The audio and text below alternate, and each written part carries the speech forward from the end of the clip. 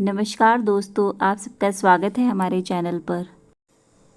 एक बार की बात है, श्री कृष्ण भगवान द्वारका में रानी सत्यभामा के साथ सिंहासन पर विराजमान थे। निकट ही गरुड़ और सुदर्शन चक्र भी बैठे हुए थे। तीनों के चेहरे पर दिव्य तेज झलक रहा था।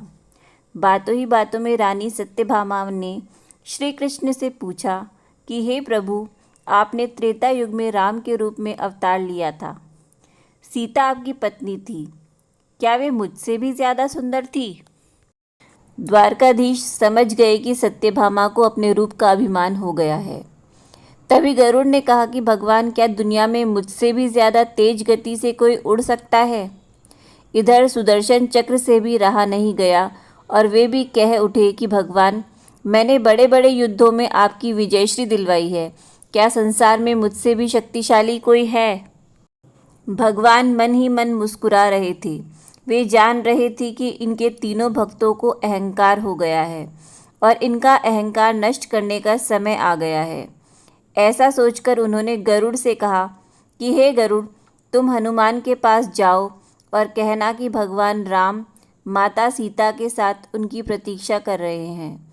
गरुड़ भगवान की आज्ञा लेकर हनुमान को लाने चले गए।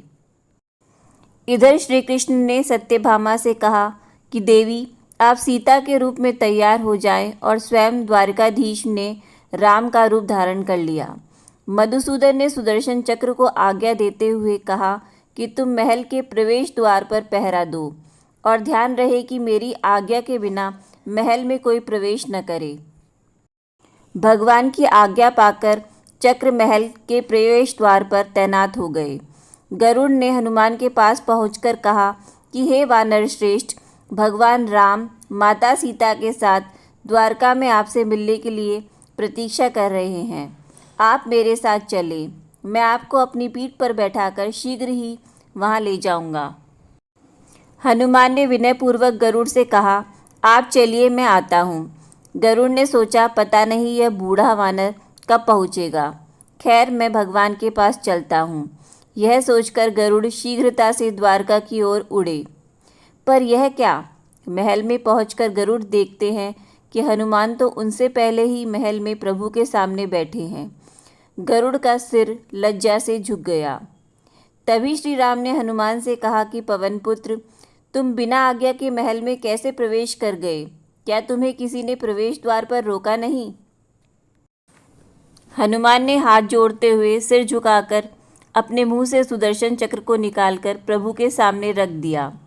हनुमान ने कहा कि प्रभु, आपसे मिलने से मुझे इस चक्र ने रोका था, इसलिए इसे मुंह में रख मैं आपसे मिलने आ गया, मुझे क्षमा करें।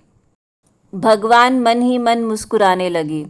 हनुमान ने हाथ जोड़ते हुए श्री राम से प्रश्न किया, हे प्रभु, आज आपने माता सीता के स्थान पर किस दासी को इतना सम्मान दे दिया कि वह आपके साथ सिंहासन पर विराजमान है? अब रानी सत्यभामा का अहंकार भंग होने की बारी थी।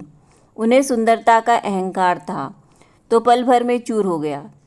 रानी सत्यभामा, सुदर्शन चक्र व गरुड़ जी तीनों का गर्व चूर चूर हो गया था।